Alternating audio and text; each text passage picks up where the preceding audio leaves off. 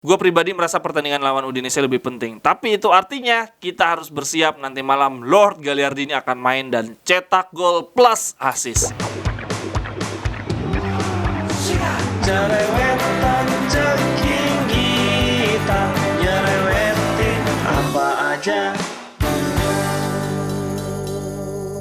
Teman-teman, saat ini kalian sedang menyaksikan Cerewetin Inter. Apa kabar teman-teman semua? Harus sehat karena nanti malam ada Liga Champions nih. Kita akan menghadapi Viktoria Plzen. Jamnya agak unik, parah banget kalau waktu Indonesia bagian Barat. Kick off-nya 23.45. Gua akan live. Ayo teman-teman, kita ngobrol-ngobrol lagi. Kita cerewetin live bareng-bareng. Ini ngomong Viktoria Plzen ya teman ya. Nih cara ngucapin ini nih, biar kita sama-sama tahu. Kalau dalam bahasa Inggris cara ngucapinnya Viktoria Plzen.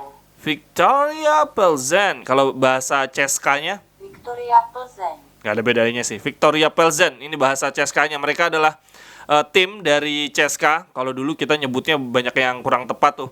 Kita nyebutnya Ceko, padahal harusnya CK teman-teman. Kalau Ceko itu O itu sebetulnya artinya dan, karena mereka dulu kan negaranya namanya Cekoslovakia. Itu sebetulnya Cek dan Slovakia. O itu artinya dan, kayak Serbia dan Montenegro. Terus kan pisah tuh, Serbia sendiri, Montenegro sendiri. Mereka juga gitu, Cekoslovakia, Ceknya sendiri Ceska, O-nya dan, Slovakianya yaitu negaranya si Skriniar. Jadi bukan Ceko, Ceska. Ngomong-ngomong soal Ceska, di Liga Ceska, si Viktoria Plzen ini sekarang ada di peringkat 2 untuk sementara di 7 pertandingan. Masih punya tabungan 1 pertandingan mereka. Pemimpin klasemennya Slavia Praha, 19 poin. Jadi kalau dilihat nih ya, jumlah golnya Slavia Praha itu 31 gol, 6 kali kebobolan. Sementara si Viktoria Plzen, walaupun golnya nggak sebanyak Slavia Praha, mereka cuma cetak 14 gol, tapi poinnya punya potensi lebih banyak nih, karena punya tabungan 1 pertandingan. Artinya kalau dilihat dari statistik, mungkin mereka tim yang pragmatis ya, yang bukan ngincar banyak gol, bermain terbuka, yang penting menang. Mereka satu-satunya tim yang belum terkalahkan di Liga Ceska sampai dengan saat ini. Ini yang perlu diwaspadai. Semoga kita nggak terperangkap permainan mereka yang monoton, karena ini kita nggak tahu sama sekali peta kekuatan si Viktoria Plzen kayak gimana. Kalau gue lihat di pertandingan lawan Barca sih kelihatan beda kelas jauh sih antara Barca dengan Viktoria Plzen. Semoga Inter ada di level yang juga di atasnya Viktoria Plzen. Gue coba baca-baca pemain-pemainnya Viktoria Plzen, ini pemain transferan mereka, yaitu yang paling mahal di musim ini ada Adam Vlakanova, itu aja cuma 490.000 teman-teman, murah banget. Kemudian mereka keluarnya juga lebih banyak free transfer dan loan transfer, namanya sama sekali nggak ada yang gue kenal. Jadi gue berharap semoga Inter tetap di atas levelnya si Viktoria Plzen, tetap bisa menang, tapi sekali lagi jangan buang-buang energi, Udinese ada di depan mata. Untuk dari sisi kita sendiri, dilihat dari beberapa media, ada yang bilang Handanovic akan kembali menjadi andalan di bawah Mister Gawang setelah penampilan luar biasa versus Torino. Tetapi ada juga yang bilang bahwa Onana akan mendapatkan kesempatan. Oleh karenanya Inzaghi di wawancara press conference sebelum pertandingan ditanya tuh dia, apakah Onana memang ditempatkan khusus untuk Liga Champions, kemudian Handanovic di Liga? Inzaghi menjawab, saya tidak pernah bikin aturan yang seperti itu. Saya akan menentukan siapa yang bermain sebelum pertandingan tergantung hasil latihan.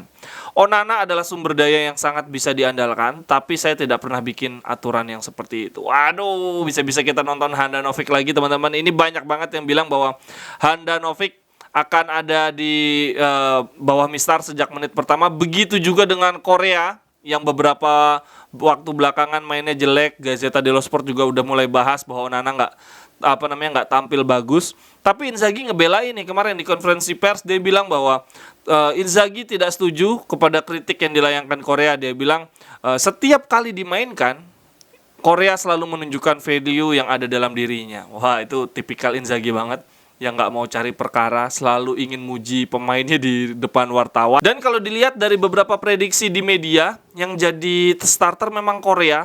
Perbedaan komposisi pemain lebih ada di posisi kiper, ada yang Handanovic, ada yang Onana. Kemudian di sisi kanan juga ada yang bilang Darmian lagi, ada yang bilang Dumfries lagi. Ini 2 pemain yang belum istirahat. Sementara di sisi kiri semua bilang Gosens. Aduh, gue berharap sih selain Gosens, Belanova dan Aslani mendapatkan kesempatan. Yuk, ini saatnya untuk rotasi. Jangan terlalu dipaksakan. Dumfries sama Darmian butuh istirahat, apalagi si Darmian nih udah usianya nggak begitu muda lagi, takutnya malah kelelahan.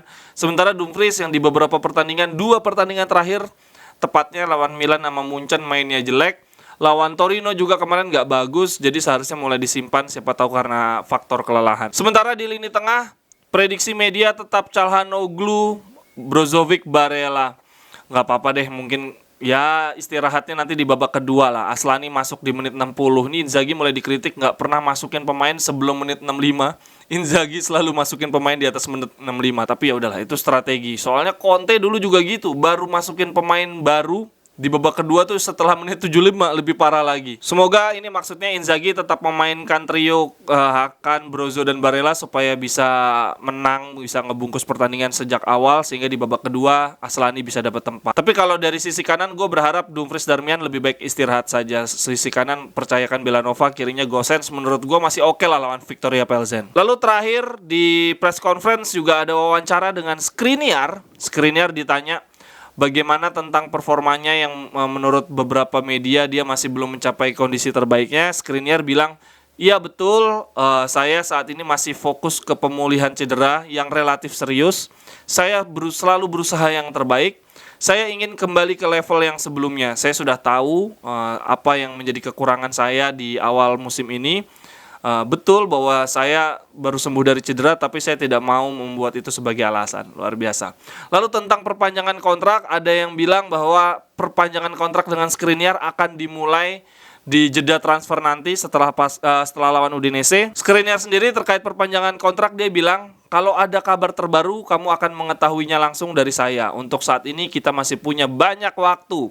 Lalu jurnalisnya nanya lagi, apakah kamu bisa memberikan harapan kepada para fans bahwa kamu akan bertahan? Lalu Skriniar menegaskan bahwa para fans sudah tahu bagaimana saya dengan klub ini, bagaimana ikatan perasaan saya dengan Inter, jadi itu sudah sangat terlihat, tidak perlu khawatir. Wah, semoga perpanjangan kontrak karena Skriniar, De Vrij ini kontraknya habis di musim ini, biarin aja dah, De Vrij aja yang keluar. Silakan teman-teman pendapatnya untuk pertandingan nanti malam. Jangan lupa live kita cerewetin bareng-bareng. Apakah perlu kita full tim squad penuh supaya menang meyakinkan seperti Barca menang 5-1? Atau ya sudah kita harus jaga kondisi karena lawan Udinese lebih penting. Gue pribadi merasa pertandingan lawan Udinese lebih penting. Tapi itu artinya kita harus bersiap nanti malam Lord Gagliardini akan main dan cetak gol plus assist. Sampai ketemu di cerewetan-cerewetan berikutnya. Bye-bye, thank you.